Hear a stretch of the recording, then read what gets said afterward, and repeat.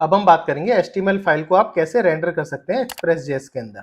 जैसा कि मैंने आपको लास्ट लेक्चर में सिखाया था, response.send के अंदर हम h1 टैग भी लिख सकते हैं, मतलब हम HTML भी लिख सकते हैं। तो अब अगर ऐसा क्या हो कि अगर हम HTML एक अलग फाइल में लिखी हो और उसको हम एज ए इम्पोर्ट करें अपने एक्सप्रेस.js के अंदर, क्या हमारी HTML फाइल चलेगी? ये एक इंटरव्यू क्वेश्चन भी बनता है और इसका सॉल्यूशन भी मैं आज प्रोवाइड कराने वाला हूँ। तो उसके लिए हमें यूज करना पड़ेगा response.send फाइल। और सेकंड पॉइंट हम सीखेंगे कैसे आप Node.js के एब्सोल्यूट पाथ को अपने मॉड्यूल में इंपोर्ट करोगे, कैसे HTML फाइल को लिख सकते हो index.html में, कैसे स्टोर कर सकते हो और किस तरीके से आप यूज करना चाहते हैं HTML फाइल को। जैसे कि path.join के साथ यूज करोगे तो डायरेक्टरी नेम यूज करना पड़ेगा, डायरेक्टरी नेम कॉमन.js के साथ यूज होता है और मॉड्यूल.js के साथ नहीं होता। और हम यूज कर रहे हैं ES मॉड्यूल, तो हमारे लिए यूज होगा path.resolve।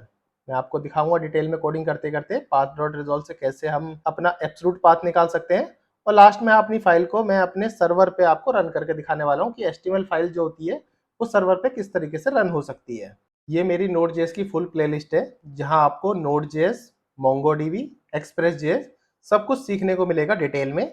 इस प्लेलिस्ट का URL मैंने अपनी इस वीडियो के डिस्क्रिप्शन में डाला हुआ है, वहां जाके इसे चेकआउट कर सकते हैं। ये आपकी डेफिनेटली हेल्प करने वाला है इंटरव्यू क्रैक करने में, जॉब ढूंढने में, कोई भी एडवांस स्किल आप सीखना चाहते हैं तो इस लेक्चर में आपको सब कुछ सिखाने वाला हूं मैं। तो चलते हैं अपने VS कोड पे। डे 3 कोड पे हम आ चुके हैं। डे 2 कोड तक आप इस तरीके से देख सकते हैं। देखो मेन फाइल के अंदर गए तो डे 2 का कोड ये रहा और डे 3 का कोड जो आज मैं सिखाने वाला हूँ वो आपको जैसे ये वीडियो पब्लिश होगी उसके बाद आपको डे 3 का कोड भी आपको यहाँ पे दिख जाएगा। मेरे को गिटहब पे जाके फॉलो कर सकते हैं आप, डेली बेसिस कोड आपको वहां पे मिलते रहेंगे। तो ठीक है, यहाँ पे देखो index.js मैंने क्लियर कर लिया अपनी पूरी फाइल और पैकेज जेसन में टाइप मॉड्यूल है, इसका मतलब ES मॉड्यूल हम यूज करने वाले हैं और डिपेंडेंसी के अंदर सिर्फ Express.js है और नोडमॉन मॉड्यूल जो था मैंने अपने डेव डिपेंडेंसी से हटा दिया है क्योंकि नोडमॉन को मैं ज्यादा यूज करता नहीं हूँ। एक यहाँ पे फाइल भी क्रिएट कर लेते हैं जिसका नाम रखता हूँ मैं index.html। यहाँ पे मैं HTML लिखने वाला हूँ। तो सिंपल शॉर्टकट मेथड से मैं HTML का एक फॉर्मेट बना लेता हूँ और यहाँ पे एज अ टाइटल लिख लेता हूँ Express.js डेमो। ठीक है, Express.js demo as a title लिख लिया। अब इसके अंदर h1 टैग में हेलो फ्रॉम Express.js, ठीक है, एक h1 टैग बना लिया और एक p टैग और बना लेते हैं, this is my first Express.js HTML application. ठीक है, इस तरीके से लिख लेते हैं। तो एक HTML फाइल मैंने बना ली है। ये सब आपको आता होगा HTML और ये सब चीज, इसलिए मैंने जल्दी जल्दी इसको बना लिया है। अब मेन है हमारा समझने का कि हम index.js में कैसे हम अपनी एप्लीकेशन जो हमने बनाई है HTML में वो यहाँ पे कैसे इंपोर्ट कर सकते हैं। तो पहले इंपोर्ट कर लो जो चीज आपको जरूरत है। तो आपको क्या जरूरत है Express.js की। Express.js ऑलरेडी आपके पैकेज जेसन में है 5.1.0, तो इसको इंपोर्ट कर लेते हैं। तो इंपोर्ट एक्सप्रेस फ्रॉम एक्सप्रेस, इस तरह से आप Express.js को इंपोर्ट कर सकते हो। आपको दूसरी चीज की क्या जरूरत है? दूसरी चीज चाहिए आपको पाथ। पाथ इसलिए चाहिए क्योंकि आपको एब्सोल्यूट पाथ चाहिए जो आपके HTML का है जो आप यूज कर पाए। तो इसके लिए करो import path from path. Path भी Node.js का ही पार्ट होता है, तो पाथ भी कहीं बाहर से इंपोर्ट करने की जरूरत नहीं, वो भी आपको इनबिल्ड मिल जाएगा। अब एक बनाओ वेरिएबल कॉन्स्ट करके और इसको रखो ऐप। ऐप वेरिएबल के अंदर आप Express.js को यहाँ से एज ए मॉड्यूल उसे उठा सकते हैं। Express.js को जैसे आप उठाओगे तो आपकी Express.js आप ऐप के नाम से डिक्लेयर होगी। ठीक है, और एक अपना पोर्ट बना दो, कॉन्स्ट करके पोर्ट बना दो और पोर्ट फॉर एग्जांपल मैं 3000 ले लेता हूँ। 3000 पोर्ट पे मैं अपनी एप्लीकेशन चलाना चाहता हूँ, तो मैंने एक पोर्ट बना दिया। तो अभी सिर्फ डिक्लेयर करा है, अभी इसको कहीं यूज नहीं करा है। इसको भी सिर्फ डिक्लेयर करा है, इसको भी अभी कहीं यूज नहीं किया है। तो इसके लिए पहले एक ऐप लिखो, ऐप डॉट गेट, क्योंकि हम गेट इसलिए यूज करते हैं क्योंकि देखो इसमें बहुत सारी चीजें होती हैं। गेट होता है, एक पोस्ट होता है, एक पुट होता है, एक पैच होता है। अभी मैं सिर्फ आपको गेट के लिए बता रहा हूँ। धीरे धीरे जैसे हम Express.js में आगे बढ़ेंगे तो इसमें आपको सारी API के बारे में डिस्कस करेंगे। मिडलवेयर भी होता है, मिडलवेयर के बारे में डिस्कस करेंगे। अभी मैं ज्यादा कठिन टॉपिक पे आपको लेके नहीं जा रहा हूँ, धीरे धीरे हम स्टेप बाय स्टेप कठिन टॉपिक पे जाएंगे तो आपको सब चीजें समझ आती रहेंगी। तो अभी गेट API के थ्रू मैं बोल रहा हूँ।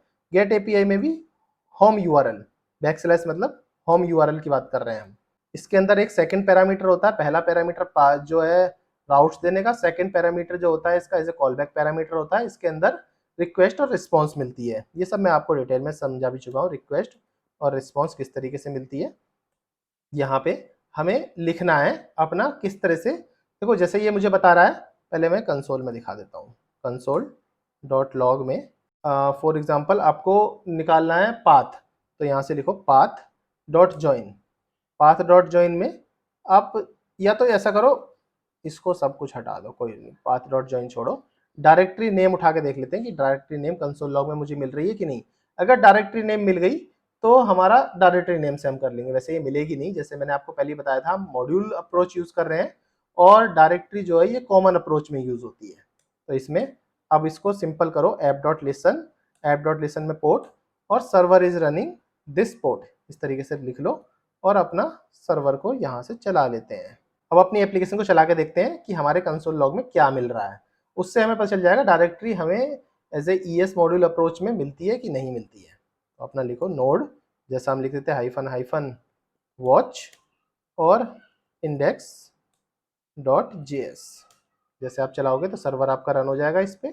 इसको कॉपी करो और अपने पे ये पाथ यहाँ से एंटर मार दो। जैसे आप इसको एंटर करते हो तो आपको ये एरर भी दे देगा, directory is not defined, reference error आ गया। इसका मतलब डायरेक्टरी नेम आप यूज नहीं कर सकते। तो डायरेक्टरी नेम का खेल खत्म। अब हमारा दूसरा खेल क्या होता है, पाथ डॉट ज्वाइन से तो कुछ मतलब नहीं बनेगा क्योंकि ज्वाइन तो हमारा डायरेक्टरी नेम के साथ ज्वाइन होता है। चलो इसे भी देख लेते हैं, ये चला के भी देख लेते हैं कि ये कंसोल लॉग में चलता है। यहाँ से रिफ्रेश करते हैं तो सेम एरर आएगा, directory name is not defined, क्योंकि ये कॉमन अप्रोच का पार्ट है। अब क्या करते हैं, ज्वाइन तो हमारा खेल खत्म हो गया, तो हमारा जो सेकंड अप्रोच थी क्या थी, पाथ डॉट ज्वाइन खत्म, तो पाथ डॉट रिजॉल्व। तो यहाँ पे लिखते हैं रिजॉल्व, ये एक रिजॉल्व मेथड होता है। रिजॉल्व के अंदर हमें अपना पाथ देना पड़ेगा। पहले मैं दिखा लेता हूँ पाथ डॉट रिजॉल्व में आपको क्या मिलता है, एज ए मेथड क्या ये रिटर्न करता है। जैसे मैं इसको रिफ्रेश करूंगा तो आप जाके देखोगे तो आपको इस तरीके का एक URL मिलेगा, यूजर मोहित कुमार डेस्कटॉप और हमारे इस फोल्डर का नाम। तो ये एज ए एब्सोल्यूट पाथ आपको दे देता है, बट इसने हमारा index.html नहीं दिया, तो इसको इसके अंदर हम इंपोर्ट कर सकते हैं index.html।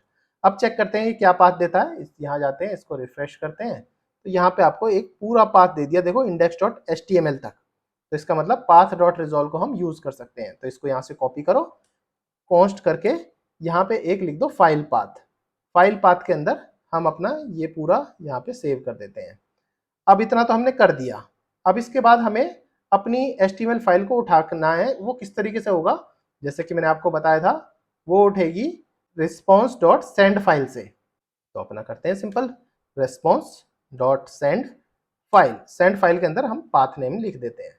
तो जैसे हम सेंड फाइल के अंदर पाथ नेम लिखते हैं और वापस जाते हैं और यहाँ से करते हैं इसको रिफ्रेश, तो hello from express JS demo as a title में लिख गया है, हेलो फ्रॉम जेएस ऐसे H1 टैग में, और P टैग में जो हमने दिया था वो सब आपके सामने डिस्प्ले होके आ गया है। तो इस तरीके से आप HTML टैग के साथ वर्क कर सकते हैं, HTML एक्सटर्नल HTML फाइल के साथ, या फिर स्टैटिक फाइल हो या फिर डायनेमिक फाइल हो, जो भी फाइल हो आप इस तरह से HTML फाइल को अपने एक्सप्रेस.js के अंदर इंपोर्ट करके यूज कर पाओगे। तो आई होप आपको अच्छे से समझ आ गया हो। कोई भी इशू आ रहा हो, कोई भी प्रॉब्लम आ रहा हो, आप मेरी वेबसाइट पे जाके मुझे मेल कर सकते हैं, या फिर कोई भी अदर इशू है तो आप मुझे कमेंट बॉक्स में भी लिख सकते हैं। नेक्स्ट लेक्चर में हम HTML को ही कंटिन्यू करने वाले हैं। HTML में ही हम एक लॉगिन फॉर्म बनाएंगे, एक रियल एप्लीकेशन की तरह एक लॉगिन फॉर्म बनाएंगे, जिसको सबमिट करना भी सीखेंगे, जिसको होम पेज भी सीखेंगे, और उसमें पोस्ट API का भी यूज थोड़ा बहुत मैं आपको इनिशियलाइज करके थोड़ा बहुत टीजर भी दे सकता हूँ कि पोस्ट API किस तरीके से वर्क करती है।